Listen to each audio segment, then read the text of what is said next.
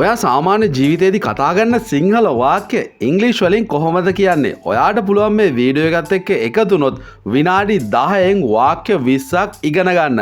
කලින් වීඩියෝ එක බලුවේ නැත්නම් පහළ ලින්ක් එක දාලා තියෙනවා මම ඩිස්ක්‍රිප්ෂන් එකේ. අනිවාර්යයෙන්ම ගිහිල්ලා බලන්න. මේක දෙවෙනි වීඩියෝ එක. වීඩියෝ එක ඉවරනකම් එකතු වෙලා බලන්න. ඔයා සාමාන්‍ය ජීවිතේදී කතා කරන වාක්‍යම නේද? මෙතන මම ඉංග්‍රීසි වලින් ඔයාට කියලා දෙන්න කියලා. ඒක නිසා එක වාක්‍යයක්වත් මගේ හරගන්න එපා. අපි යමු වීඩියෝ එකට.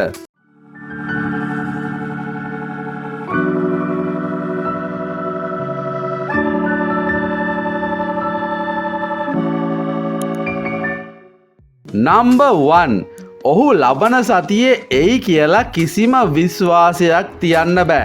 මෙහෙම වාක්‍යයක් කියනවා නේද? හෙට එයි කියලා කිසිම විශ්වාසයක් තියන්න බෑ. අනිද්දා එයි කියලා විශ්වාසයක් තියන්න බෑ. ඉතින් මේ වගේ වාක්‍යයක් ඉංග්‍රීසි වලින් කියන්නේ කොහොමද? There is no guarantee. Guarantee කියලා කියන්නේ අපිට එහෙම විශ්වාසයක් sure එකක් තියන්න බෑ කියන එක. That he will back next week. මෙතන he will කියන එක තමයි he'll වෙලා තියෙන්නේ. That he'll be back next week. අපි කොහොමද සම්පූර්ණ වාක්‍ය කියන්නේ? There is no guarantee that he'll be back next week. හිතන්න කම්මැලි වෙන්න එපා. ඔයාගේ මොලේ පාවිච්චි කරන්න. අපි ගොඩක් අය හිතන්න කම්මැලි, හිතලා දෙයක් කරන්න කම්මැලි. කොහොමද මේක ඉංග්‍රීසි වලින් කියන්නේ? Don't be වෙන්න එපා කියලා ඉංග්‍රීසි වලින් කියන්නේ don't be කියලා. Don't be lazy. කම්මැලි වෙන්න එපා. මොකටද? To think. Don't be lazy to think. Use your brain. ඔයාගේ මොලේ පාවිච්චි කරන්න. ඉංග්‍රීසි වලින් කියන්නේ කොහොමද? Use your brain. මම හිතන්නේ දැන් මම විවේකයක් ගත්තොත් හොඳයි කියලා. අපි කියන්නේ ගොඩාක් වැඩ කළාට පස්සේ ඔයාට හිතෙනවා දැන් මම බ්‍රේක් එකක් ගත්තොත් විවේකයක් ගත්තොත් හොඳයි කියලා. ඉතින් කොහොමද ඉංග්‍රීසි වලට මේක හරවලා කියන්නේ? I think it's time for me to take a break. මෙතන බලන්න මේ වාක්‍ය හැදිලා තියෙන විදිහ. It's time for me. මගේ කාලේ නැත්තම් මට මේ වෙලාව හොඳයි to take a break. විවේකයක් ගත්තා නම් කියන එක තමයි to take a break කියලා කියන්නේ. ඇය සතියකට කලින් නිවුන් දරුවන් දෙදෙනෙකුට උපත ලබා දුන්නා. ඉතින් මේ වගේ වාක්‍යයක් අපිට ඉංග්‍රීසි වලින් කියන්න සිද්ධ වෙනවා. කොහොමද මේක ඉංග්‍රීසි වලින් කියන්නේ? She gave birth to twins a week ago. She gave birth කියලා කියන්නේ ඇය උපත ලබා දුන්නා කියන එක. To twins කියලා කියන්නේ නිවුන් දරුවන් දෙදෙනෙකුට a week ago. සතියකට කලින්. ඔයාට මේක ඕන වෙලාවකට පාවිච්චි කරන්න පුළුවන්. දවසකට කලින්, දවස් දෙකකට කලින් ඕන විදිහකට පාවිච්චි කරන්න පුළුවන්. ඔයාගේ බල්ලා හපා කනවද? නැත්නම් ඔයාලා බල්ලා හපනවද? මේකත් අපි ඕන තරම් අහනවනේ. කොහොමද මේක ඉංග්‍රීසි වලින් කියන්නේ? Does your dog bite? Bite කියන එක තමයි මේ හපනවා කියන වචනයට ඉංග්‍රීසි වලින් කියන්නේ. Does your dog bite? ඔයාගේ බල්ලා හපා කන බල්ලෙක්ද? ඒ තමයි ඉන්දියාව සහ පාකිස්තානය අතර දේශ සීමාව. ඔයගොල්ලෝ දන්නවා දූපත් රටවල් වලට වගේ නෙමෙයි එක ළඟ තියෙන මහද්වීප වල තියෙන රටවල් වලට දේශ සීමා තියෙනවා. සාමාන්‍යයෙන් ඉඩම් දෙකක් අතර තියෙන ඉඩ වගේ දේශ සීමා තියෙනවා. ඉතින් ඒ ඉංග්‍රීසි වලින් කොහොමද කියන්නේ? That is the border. දේශ සීමාවට කියලා කියන්නේ border එකක් කියලා between India and Pakistan. That is the border between India and Pakistan. ටිකකට පස්සේ මට කම්මැලි හිතිලා මං එතනින් ආවා. නැත්තම් මං එතනින් පිටත් වුණා. මං එතනින් යන්න ගියා. හිතන්නවා කොහේ හරි ගිහිලා ටිකක් වෙලා එනකොට ඔයාලට කම්මැලි වෙනවා. ඊට පස්සේ ඔයා පිටත් වෙනවා එතනින් යනවා. මේක පස්සේ ඔයා ඇවිල්ලා ඉංග්‍රීසි වලින් කොහොමද කියන්නේ? After a while. ටිකකට පස්සේ I got bored. මට කම්මැලි හිතුණා. නැත්තම් මට කම්මැලි වුණා. මාව කම්මැලි වුණා. And left. මං එතනින් පිටත් වුණා. After a while I got bored and left. මට ඔයාගේ කුඩේ ඉල්ල ගන්න පුළුවන්ද? මේ කුඩේ ඉල්ල ගන්නේ ආපහු දෙන්න. ඉතින් ආපහු දෙන්න දෙයක් ඉල්ල ගන්නවා නම් අපි කියන්නේ borrow කියලා. Can I borrow your umbrella? Umbrella. Can I borrow your umbrella? Umbrella නෙමෙයි umbrella.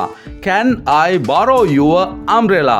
ජලයේ ගැඹුර මනින්න කවදාවත් කකුල් දෙකම දාන්න එපා. මේක ඉඩියම් එකක් අපූරු කියමනක්. මේකෙන් ජීවිතයේ ආදර්ශකුත් ගන්න පුළුවන්. Never test the depth of water with both feet. මොකක්ද මේකෙන් කියන්නේ? අපි දෙයක් ටෙස්ට් කරන්න අපේ තියෙන ඔක්කොම ශක්තිය දාන්න එපා. එමුණොත් ඔයා විනාශ වෙන්න පුළුවන්. හිතන්න ඔයාගේ තියෙන ඔක්කොම සල්ලි එක තැනකට දාන්න එපා. ඒක නැති වුණොත් ඔයාගේ ජීවිතේ ගොඩක් අසරණ භාවයකට පත් වෙනවා. මේක තමයි මේ වාක්‍යයෙන් කියන්නේ. Never test the depth of water with both feet. පෙට්ටිය අත් දෙකෙන්ම අල්ලගන්න. ඔයාගේ අතට මොකක් හරි දීලා මේක හොඳට අල්ලගන්න කියලා සිංහලෙන් ඕන තරම් කියනවා නේද? මේක කොහොමද ඉංග්‍රීසි වලින් කියන්නේ? Hold the box with both hands. මේ hold කියන එකේ තේරුම අපි තදින් යමක් අල්ලන් ඉන්නවා කියන එක. Hold the box with both hands. අත් දෙකෙන්ම හොඳට මේ පෙට්ටිය අල්ලගන්න. මේ ආයතනයේ ශාඛා හැම විශාල නගරයකම තියෙනවා. හිතන්නකෝ බැංකුවක් කියලා ප්‍රසිද්ධ බැංකුවක ශාඛා හැම විශාල නගරයකම තියෙනවා. ඉතින් බැංකුවක් කියන්නේත් කම්පැනි එකක්. The company has branches. මේ branches කියලා කියන්නේ ශාඛාවලට in all large cities. The company has branches in all large cities. මම සාමාන්‍යයෙන් සරල උදේ ආහාරයක් ගන්නෙ. මෙතන light කියලා කියන්නේ සැහැල්ලු සරල කියන එක. හිතන්න ගොඩක් කන්න නැති කෙනෙක්ට අපිට පුළුවන් light eater කෙනෙක් කියලා කියන්න. I usually have a light breakfast. මම සාමාන්‍යයෙන් සරල උදේ ආහාරයක් ගන්න කෙනෙක්. මට නහයෙන් හුස්ම ගන්න බෑ.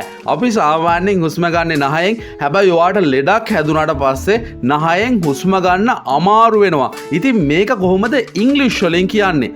I can't breathe through my nose. Through කියලා කියන්නේ හරහා කියන එක. නහය හරහා තමයි සාමාන්‍යයෙන් හුස්ම ගන්නෙ. මගේ නහයෙන් මට හුස්ම ගන්න බෑ. I can't breathe through my nose. හැම කෑම වේලකටම පස්සේ ඔයා දත් මදින්න. මේක අපේ දන්ත සෞඛ්‍යයට හොඳයි. කොහොමද ඉංග්‍රීසි වලින් කියන්නේ? Brush your teeth after each meal. හැම කෑම වේලකටම පස්සේ දත් මදින්න. Brush your teeth after each meal. මේ ගොඩනැගිල්ල රජයේ දේපලක්. අපිට අයිති එකක් නෙමෙයි, හැමෝටම අයිති පොදු දේපලක්, රජයේ දේපලක්. This building is government property. Property කියලා කියන්නේ දේපල වලට රජයේ දේපලක් හින්දා තමයි government property කියලා කියන්නේ. This building is government property. ඇය ඔහුට අවවාද කළේ බස් එකේ යනවා වෙනුවට පයින් යන්න කියලා. අපිටත් ඕන තරම් කියනවා බස් එකේ යන්න එපා, වෙනුවට පයින් ඔයා ඇවිදගෙන යන්න. ඒක ඔයාගේ health එකට හොඳයි. ඉතින් මේ වගේ වාක්‍යයක් කොහොමද ඉංග්‍රීසි වලට හරවන්නේ? She advised. Advice කියලා කියන්නේ අවවාද කළා කියන එක. Him to ඔහුට අවවාද කළා to walk ඇවිදගෙන යන්නට. Instead කියලා කියන්නේ වෙනුවට, මේක වෙනුවට මේක කියන එක. Of taking a bus. Bus එකක් අරන් යනවා වෙනුවට පයින් යන්න කියලා ඇය ඔහුට අවවාද කළා. She advised him to walk instead of taking a bus. කවුරුත් අධිකව කාර්ය බහුල නෑ. ඒක Taman මූලිකත්වය දෙන දේ මතයි තීරණය වෙන්නේ. මේක ඇත්ත කතාවක්. කවුරු හරි බිසි කියලා වාට කිව්වොත් එහෙම ඒකේ තේරුම තමයි එයාගේ ජීවිතේ ඒ වෙලාවේ ඔයාට ඉඩක් නැහැ කියන එක. ඉතින් කොහොමද මේක ඉංග්‍රීසි වලින් කියන්නේ? Nobody is too busy. මෙතන කවුරුවත් නෑ කියන්න අපිට පාවිච්චි කරන්න පුළුවන් ලේසිම ලස්සනම වචනේ තමයි nobody is too busy. කවුරුත් අධිකව කාර්ය බහුල නෑ. It's just a matter of priorities. ඒක යාගේ අවශ්‍යතා, යාගේ මූලිකත්වය දෙන දේවල් මත තමයි තීරණය වෙන්නේ. Priorities කියලා කියන්නේ ඔයා වැඩිම අවධානය දෙන දේවල් වලට. ඉතින් ඒ දේවල් මත තමයි ඔයාගේ කාර්ය බහුලත්වය තීරණය වෙන්නේ. ඇය පොළට ගියා නැවුම් එළවලු ගන්න. මේ පොළ කියන්නේ මෙතන ඉංග්‍රීසි වලින් කියන්නේ මොකක්ද? Market. She went to the market to buy fresh vegetables. ඇය ගියා පොළට to buy මිලදී ගන්නට. නැවුම් එළවලු කියන්න කොහොමද ඉංග්‍රීසි වලින් කියන්නේ? fresh vegetables මිලදී ගන්න ඇය මාකට් එකට ගියා. කවුද ලස්සන කාන්තාව? ඕන තරම් මෙහෙම අහලා ඇති. Who is that beautiful woman? කවුද ලස්සන කාන්තාව? Who is that beautiful woman. ඔයාට ඔහුව පහසුවෙන් හඳුනගන්න පුළුවන් මොකද ඔහු ගොඩක් උස නිසා. මෙහෙම දේවලුත් අපේ ජීවිතේ වෙනවා. එක එක්කෙනාගේ ශරීර ලක්ෂණ වලින් අපි ආව බොහොම ලේසියෙන් හඳුනගන්න අවස්ථා තියෙනවා. ඉතින් උස අය හඳුනගන්න ලේසි අනිත් අය අතරින් මොකද ගොඩක් කැපිලා පේනවා උස හින්දා. ඉතින් ඉංග්‍රීසි වලින් කොහොමද කියන්නේ? You can easily identify him.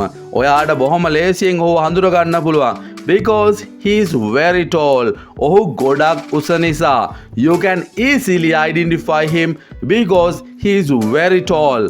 ඉතින් මිත්‍රෝනි අනිවාර්යෙන්ම ඊළඟ වීඩියෝ එකත් බලන්න bell icon එක click කරලාම තියාගන්න subscribe කරලා එහෙනම් ඊළඟ වීඩියෝ එකෙන් හෙටත් හම්බෙමු. අද වීඩියෝ එකට like එකක් දාගෙන යන්න. ආපහු වතාවක් මේ වීඩියෝ එක ඉවර වෙනකම් බලන්න. මේ වාක්‍ය විස්තර ඔයාගේ ජීවිතයට අදම එකතු කරගන්න. එහෙනම් අතට ගිහින් එන්නම්. හැමෝටම good luck. හැමෝටම goodbye.